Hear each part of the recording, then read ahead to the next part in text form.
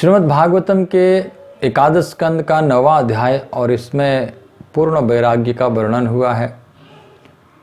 पहले नंबर श्लोक में साधु ब्राह्मण कहते हैं कि हर व्यक्ति कुछ न कुछ वस्तुओं से बहुत ज़्यादा प्रेम करता है और ऐसी वस्तुओं के लगाव होने के कारण इस ऐसी कोई न कोई एक वस्तु के प्रति लगाव होने के कारण वो दीनहीन बन जाता है उसको पाने के लिए।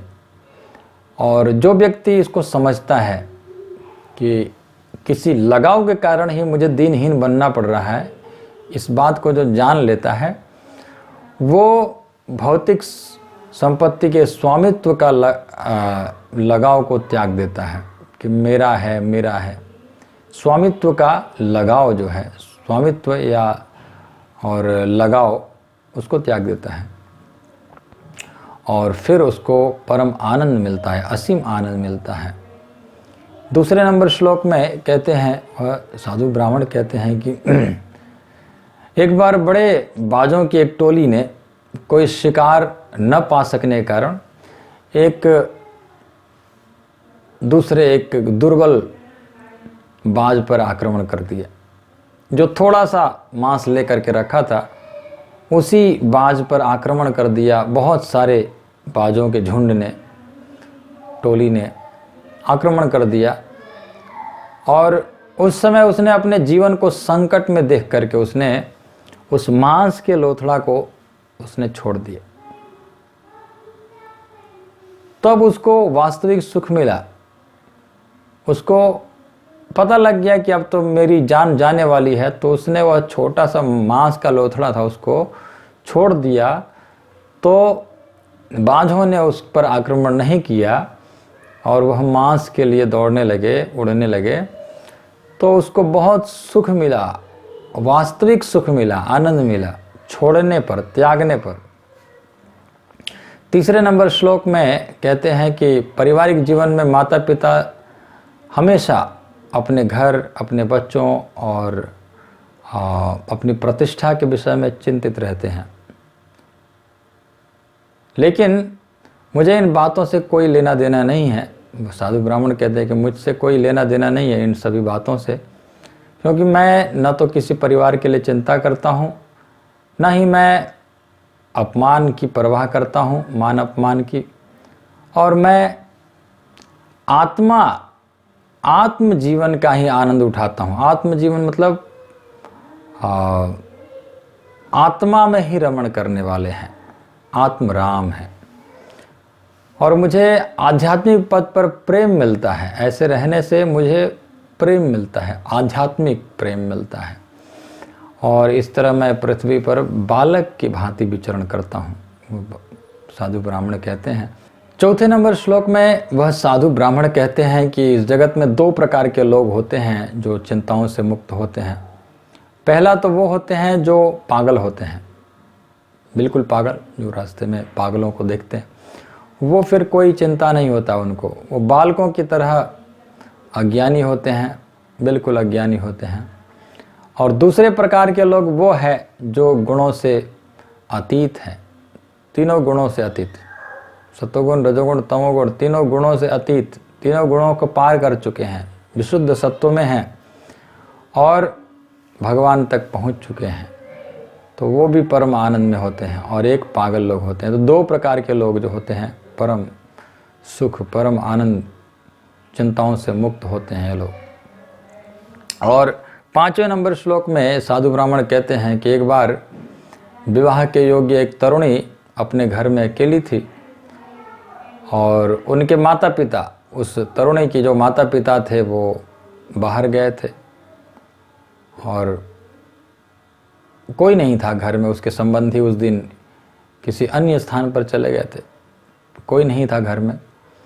और उस समय कुछ व्यक्ति उससे विवाह करने की इच्छा से घर आए, तो उसने उन सबों को सत्कार किया। 6ठे नंबर श्लोक में कहते हैं कि वह लड़की सबको सत्कार किया और वह लड़की एक एकांत स्थान पर चली गई और अचानक आए हुए इन अतिथियों को भोजन बनाने की तैयारी करने लगी।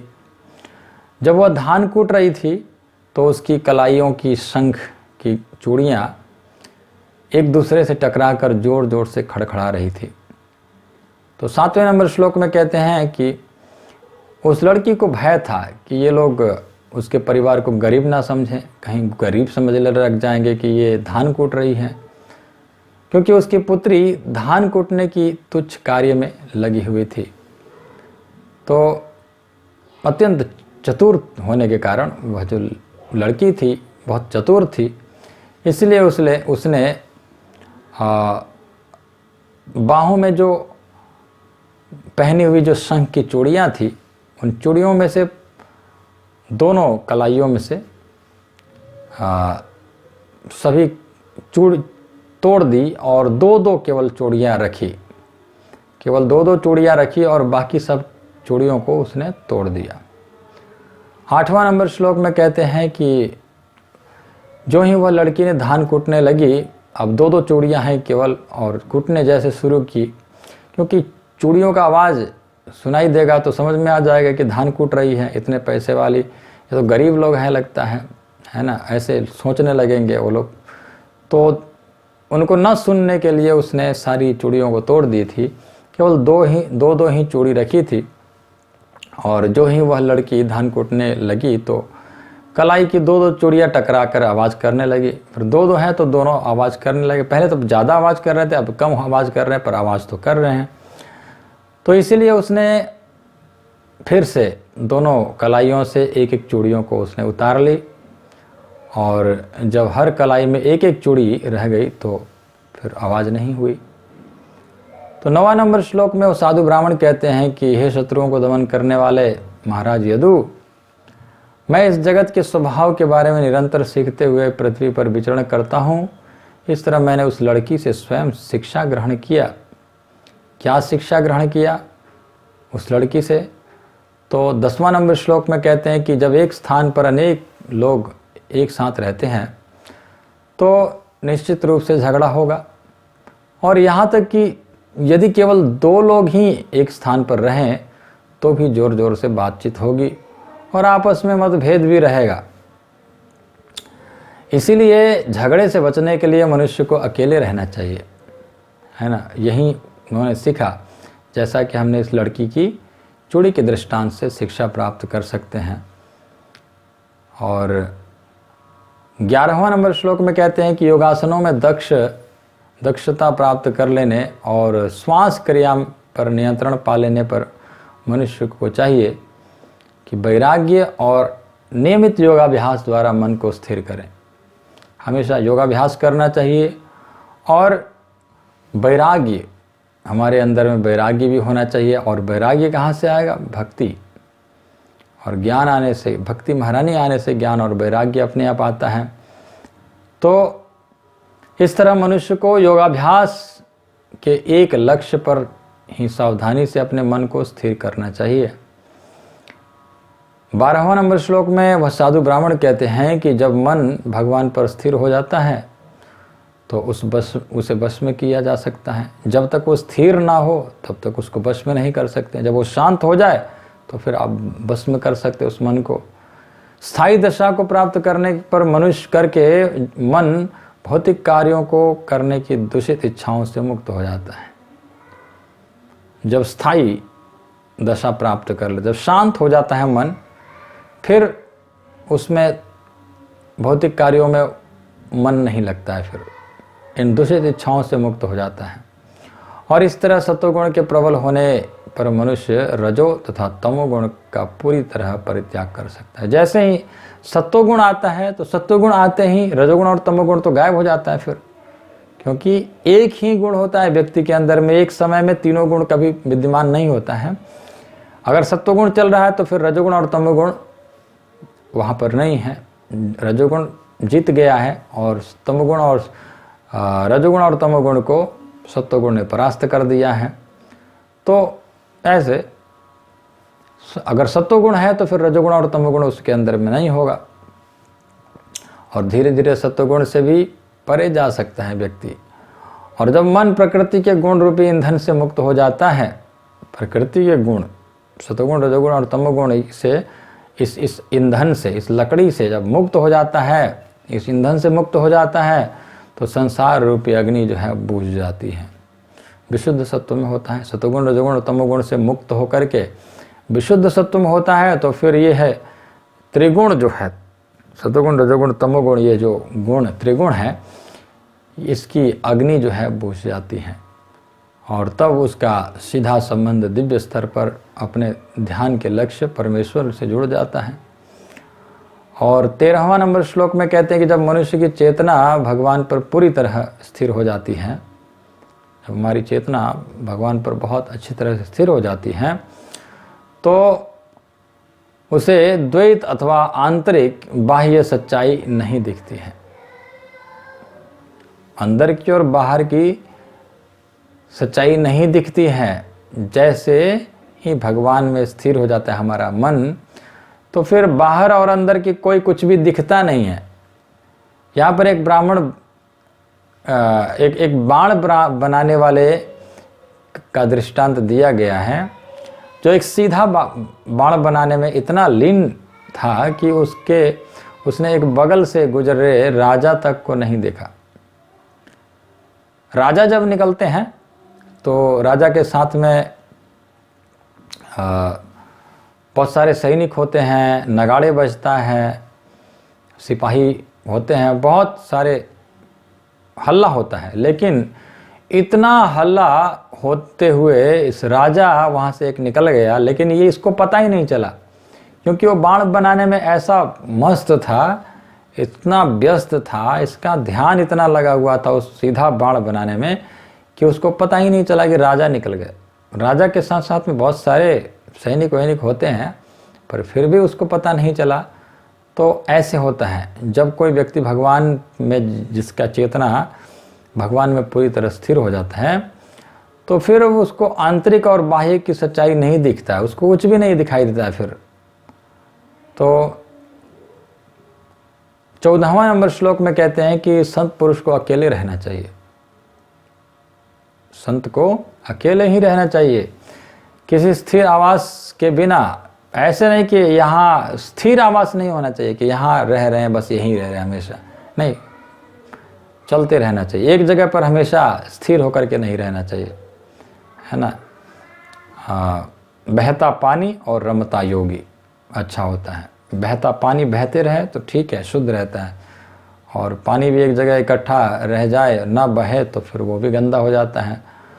तो योगी भी ऐसे ही हैं, संत भी ऐसे ही हैं, एक जगह पर नहीं रुकना चाहिए, संत को चलते रहना चाहिए और निरंतर विचरण करते रहना चाहिए। सतर्क होकर के उसे एकांत वास करना चाहिए, एकांत भी रहना चाहिए और एक जगह पर भी नहीं रहना, एक जगह पर नहीं रहना चाहिए और एकांत भी रहना चाहिए, है ना, ये दोनों बात है। एक जगह पर ना रहें, घूमते रहें, और एकांत भी रहें, अकेले भी रहें। और इस तरह से कार्य करना चाहिए कि वह अन्यों द्वारा पहचाना या देखा ना जा सके, मतलब छुप करके भक्ति करना चाहिए, दिखा करके नहीं, लोगों को दिखावा करके नहीं, अपने आप को छुप करके भक्ति करना चाहिए। और उसे संगियों के बिना इधर उधर जाना चाहिए, कि अकेले जाना चाहिए, किसी ऐसे नहीं कि कोई मिले तो हम जाएं, वृंदावन जाना है, कोई मिले हमारे साथी तो गोवर्धन परिक्रमा वृंदावन परिक्रमा लगाना है, नहीं, किसी संगी के बिना इधर उधर जाना चाहिए, किसी संगी को नहीं खोजना चाहिए, और ज़रूरत से ज़्यादा बोलना भी नहीं चाहिए।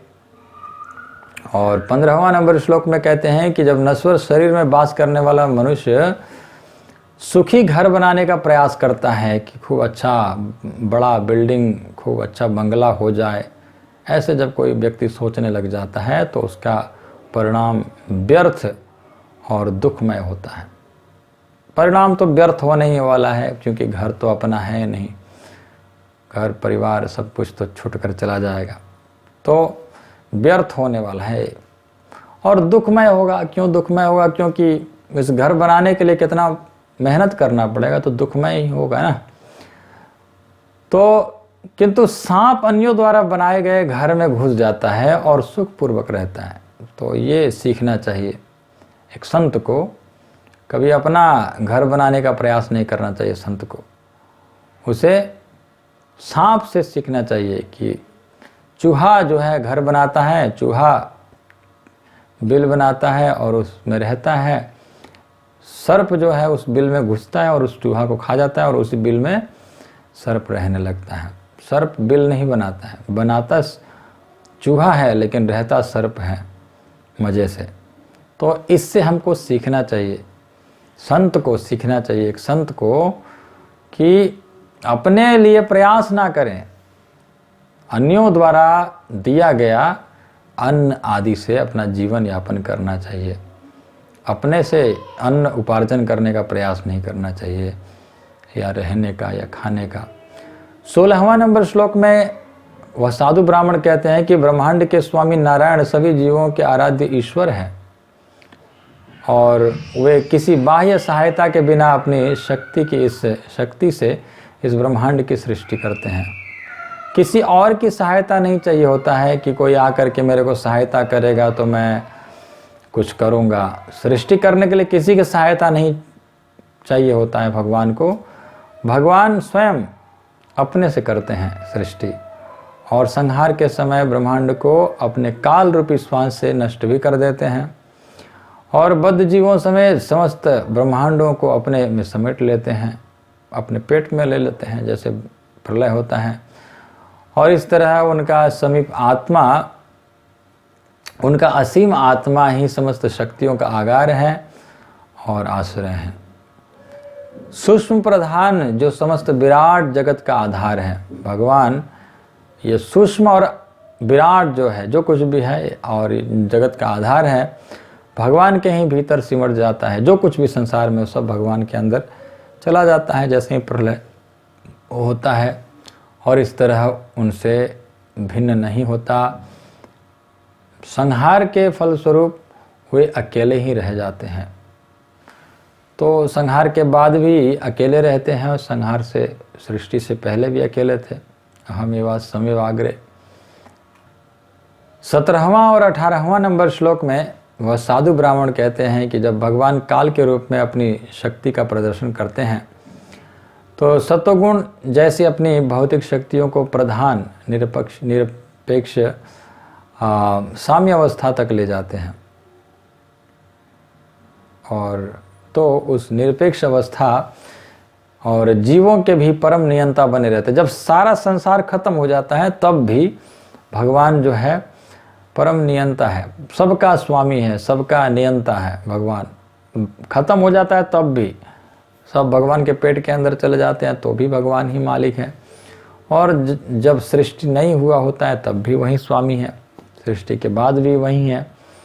और वे समस्त जीवों के भी आराध्य हैं, जिनमें मुक्त आत्मा, देवता और सामान्य जीव सम्मिलित हैं।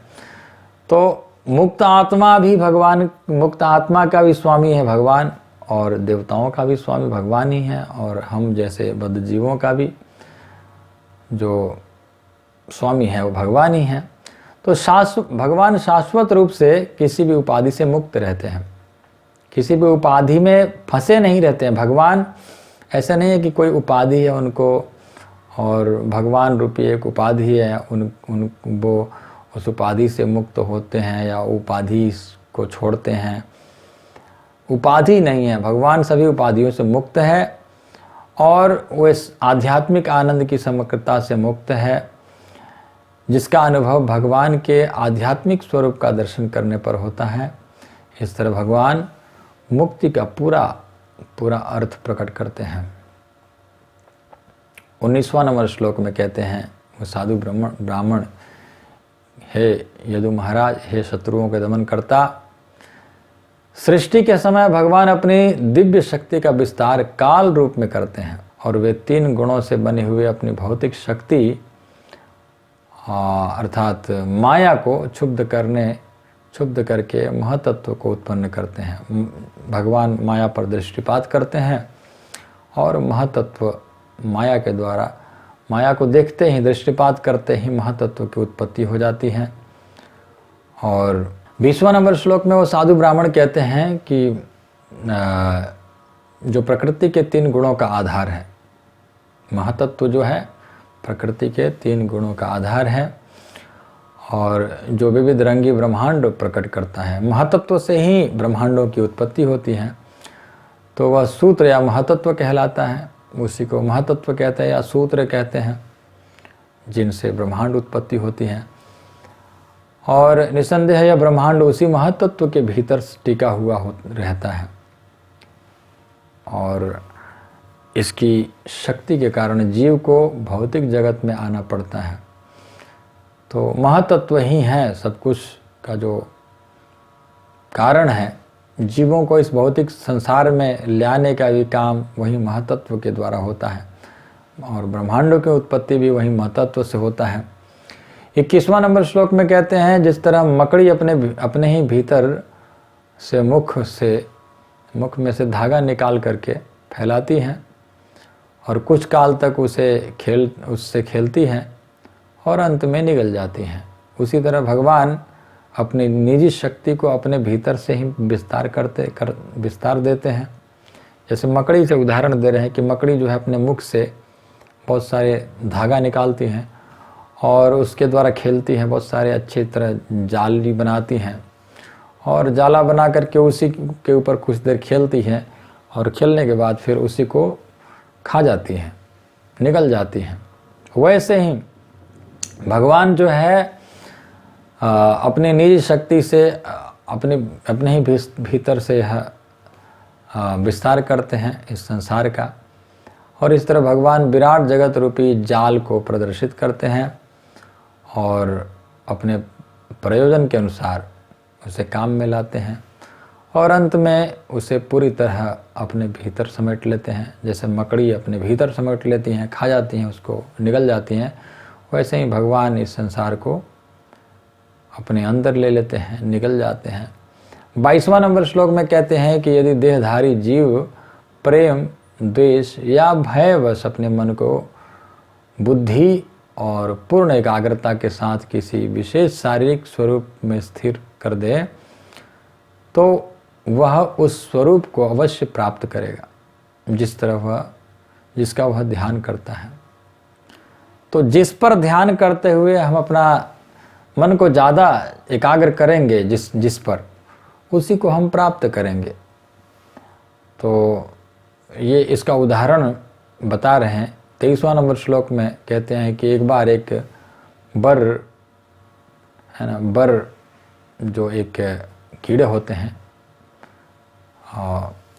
भृंगी कहते हैं, बर कहते हैं, भृंगी भी कहते हैं।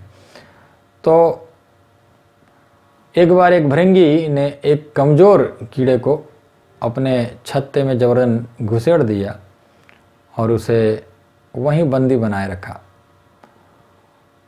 उस कीड़े ने भय के कारण अपनी बंदी बनाने वाले का निरंतर ध्यान किया।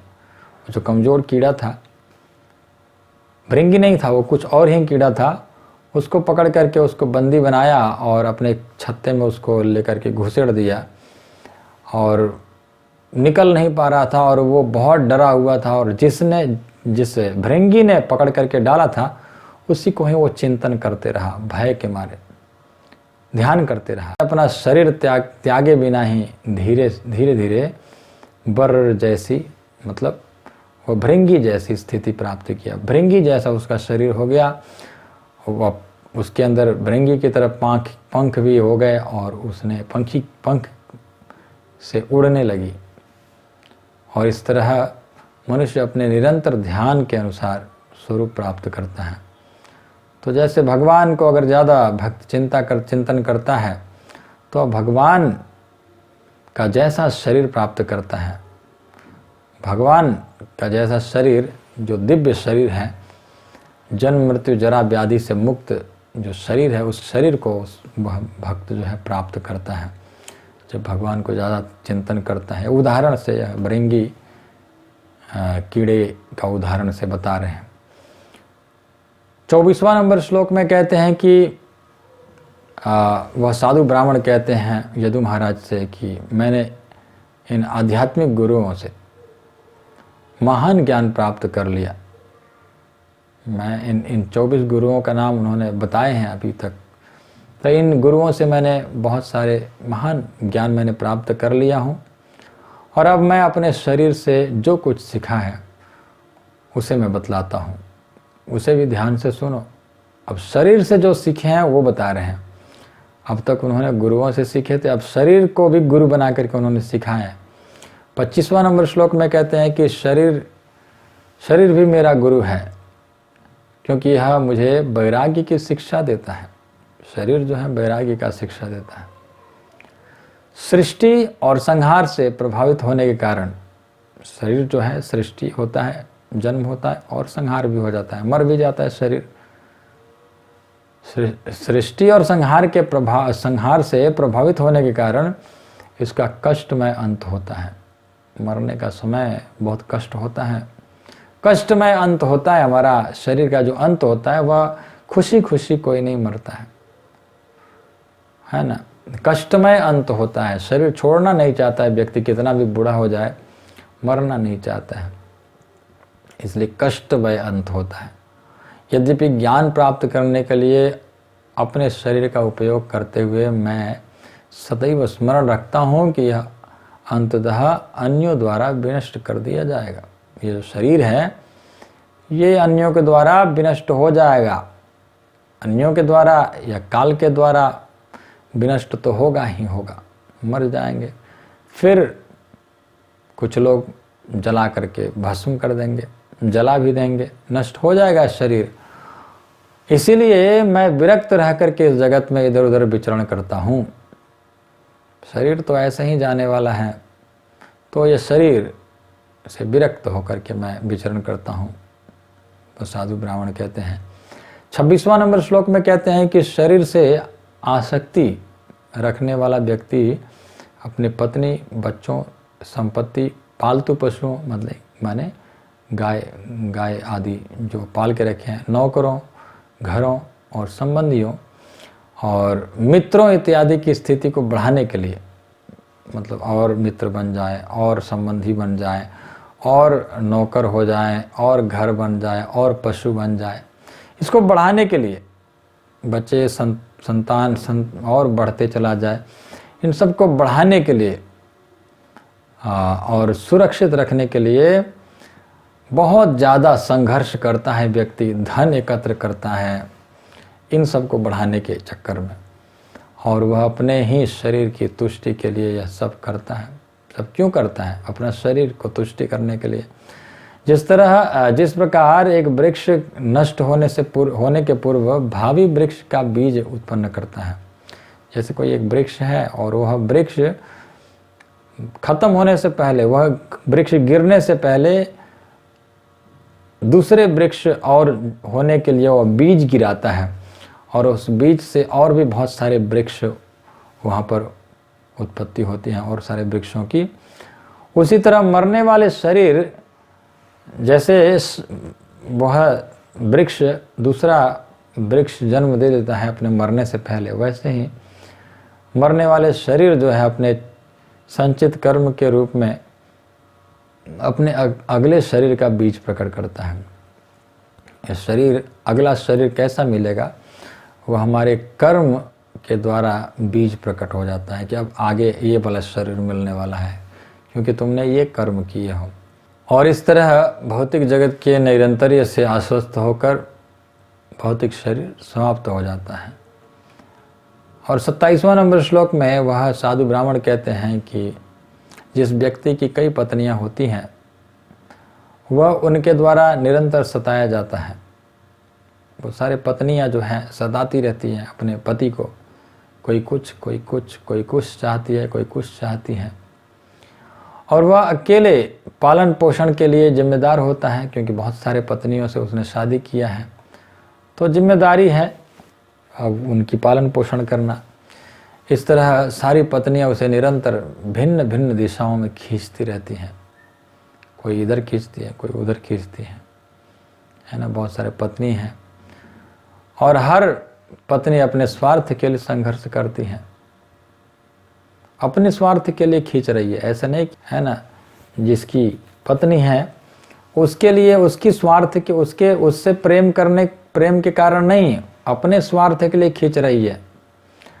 और इसी तरह भौतिक इंद्रियां बद्ध जीव को एक साथ विभिन्न दिशाओं में खींचती रहती हैं।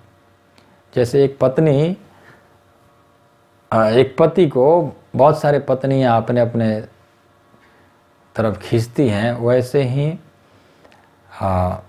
हमारी जो इंद्रियां हैं, बहुत सारे इंद्रियां हैं, 10 इंद्रियां, 24 बहुत सारे इंद्रियां हैं, 20, 5 कर्मेंद्रिय, 5 ज्ञानेंद्रिय, 5 महाभूत और 5 तन्मात्राएं, इस तरह से मन बुद्धि अहंकार हैं।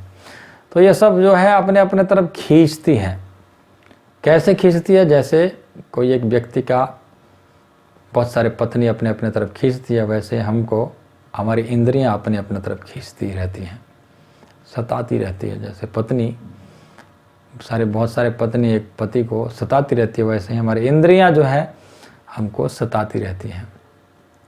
एक और जीव स्वादिष्ट भोजन की व्यवस्था करने के लिए खींचता है, तो प्यास से युक्त पेय प्रदान करने के लिए घसीटती रहती हैं। उसी समय यौन अंग उसकी तुष्टि के लिए शोर मचाता है। यौन अंग जो है वो अपना तरफ खींचना चाहता है, जिह्वा अपना तरफ खींचता है, और स्पर्शेंद्रिय कोमल वासनामय पदार्थ की मांग करती है, और उधर उसे तब तक तंग करता रहता है जब तक वह भर नहीं जाता। जब तक पेट नहीं भर जाता तब तक पेट जो है अपना तरफ खींचता है कि भूख लगा है, खाओ। और कान जो है मनोहर ध्वनि सुनना चाहता है। नाक जो है वो खूब सुहावनी सुगंधियों में से ललायित रहता है। और चंचल आंखें मनोहर दृश्य के लिए शोर मचाती हैं। इस तरह सारी इंद्रियां जो है और शरीर के अंग तुष्टि की इच्छा से जीव को अनेक दिशाओं में खींचते रहते हैं। 28वां नंबर श्लोक में कहते हैं वो साधु ब्राह्मण कि भगवान ने अपनी ही माया का विस्तार करके बद्ध जीवों को बसाने के लिए असंख्य जीव योनियां उत्पन्न की। भगवान ने ही अपनी ही माया शक्ति का विस्तार करके उन्होंने इन बद्ध जीवों को बसाने के लिए असंख्य जीवों को उत्पन्न किए। लेकिन वृक्षों, सरीसृपों माने समुद्र में रहने वाले जीव, नदियों में रहने वाले जो जीव हैं, और वृक्ष है, पशु हैं, पक्षी हैं, सर्प हैं, इन सब को स्वरूप को प्रदान किया। इन सब को भगवान के हृदय में तुष्टि का अनुभव नहीं हुआ। ये सब करने के बाद भी उनको आनंद नहीं आया। तब उन्होंने मनुष्य को उत्पन्न किया जो बद्ध आत्मा को पर्याप्त बुद्धि प्रदान करने वाला है। मनुष्य का जो बुद्धि होता है वो सबसे श्रेष्ठ बुद्धि होता है। बाकी सब जो वृक्ष है, नदी, जीव जलचर पशु जो है, और पशु है, पक्षी है, इन सब से ज़्यादा जो बुद्धिमानी जो होता है वो मनुष्य होता है। तो इस मनुष्य को बनाया भगवान ने जो पर्याप्त बुद्धि वाला है, जिससे वह परम सत्य को देख सके, इस तरह भगवान संतुष्ट हो सके। जब मनुष्य को सृष्टि किया तब भगवान को आनंद मिला, क्योंकि मनुष्य परम सत्य को देख सकता है। मनुष्य ही केवल परम सत्य का खोज कर सकता है और मोक्ष को फिर से प्राप्त कर सकता है। इसीलिए भगवान ने मनुष्य को जब रचना किया तो उनको आनंद आया। और 29वां नंबर श्लोक में कहते हैं कि अनेकानेक जन्मों और मृत्यु के पश्चात यह दुर्लभ मानव जीवन मिलता है। बहुत सारे जन्मों के बाद, जो अनित्य होने पर भी मनुष्य को सर्वोच्च सिद्धि प्राप्त करने का अवसर प्रदान करता है। नित्य नहीं है मनुष्य शरीर जो है, नित्य नहीं, अनित्य है। अनित्य होकर के भी, जो हमेशा नहीं रहने वाला है, फिर भी ये सर्वोच्च सिद्धि प्राप्त कराने वाला है। जन्म मरण के आवागमन से ही मुक्त कराने वाला यह शरीर है। इसलिए धीर मनुष्य को तब तक चरम जीवन सिद्धि के लिए शीघ्र प्रयत्न कर देना चाहिए जब तक उसका मरणशील शरीर क्षय होकर मर नहीं जाता। मतलब तब तक हम लोग को प्रयास करते रहना चाहिए, जब तक हमारी शरीर खत्म ना हो जाए, हमारी मृत्यु ना हो जाए, तब तक हमको प्रयास करते रहना चाहिए जन्म मरण के आवागमन से मुक्त होने के लिए। मतलब भगवान की भक्ति करते रहना चाहिए, जब तक हमारी मृत्यु नहीं हो जाती है तब तक करते रहो। इंद्रिय तृप्ति तो सबसे गर्हित योनि में भी प्राप्त होता है ना। ऐसा नहीं कि इंद्रिय तृप्ति केवल मनुष्य जीवन में मिलता है। मनुष्य इंद्रिय तृप्ति तो नीच से नीच पशु योनियों में भी मिलता है इंद्रिय तृप्ति, लेकिन कृष्ण भावनामृत तो मनुष्य जीवन को ही मिलता है, मनुष्य जीवन में ही प्राप्त होता है भगवान का भक्ति। 30वां नंबर श्लोक में वह साधु ब्राह्मण कहते हैं कि अपने गुरुओं से शिक्षा पा करके मैं भगवान की अनुभूति में स्थिर रहता हूँ, भगवान को अनुभव करता हूँ और बड़े शांत में रहता हूँ, और पूर्ण वैराग्य और आध्यात्मिक ज्ञान से प्रकाशित मैं आसक्ति या मिथ्या अहंकार से रहित होकर के पृथ्वी पर स्वच्छंद विचरण करता हूँ, परम स्वतंत्र होकर के विचरण करता हूँ, स्वच्छंद होकर के विचरण करता हूँ। 31वां नंबर श्लोक में वो साधु ब्राह्मण कहते हैं कि यद्यपि परम सत्य अद्वितीय है, मतलब एक है, दो नहीं है, परम सत्य जो है एक है, लेकिन ऋषियों ने अनेक प्रकार से उसका वर्णन किया है।